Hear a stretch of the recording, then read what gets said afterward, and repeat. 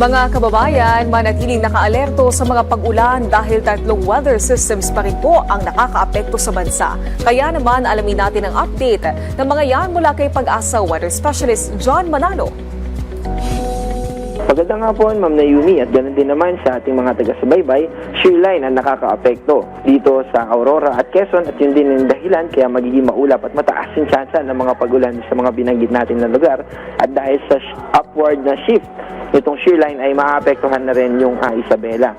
Ganoon din naman dito sa Bicol Region, Caraga, Davao Region, Northern Samar, Eastern Samar at Southern Leyte dahil naman sa easterlies. So makakaranas din tayo ng mga pag-ulan at mga kaulapan sa mga binanggit natin na lugar. Samantala, amihan naman na nakakaapekto dito sa Cagayan, Isabela, Quirino, Nueva Vizcaya, Apayao, Kalinga, Mountain Province at Ifugao. Bukod sa malamig na temperatura, ay makakaranas din tayo ng mga kaulapan na posibleng magdulot ng mga pag-ambon. Dito sa Metro Manila at sa natitirang bahagi ng ating bansa, ay mas mababa na yung tsansa ng mga pag-ulan. At kung uulan man, ay panandalian lang ito at hindi ito kasing lakas ng mga naranasan natin kahapon or nung isang araw.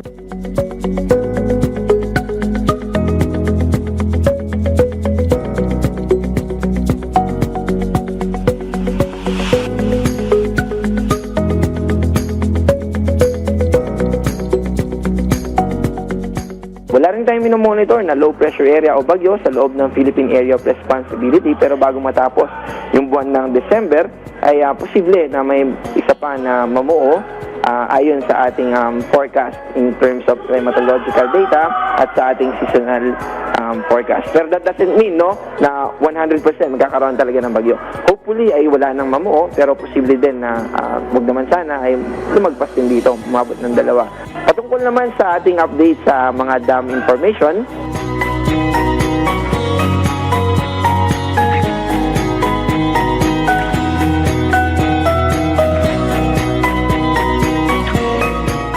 at yan po yung ating update. Ito po si John Manalo, mag-ingat po tayo. Maraming salamat Pag-asa Weather Specialist John Manalo.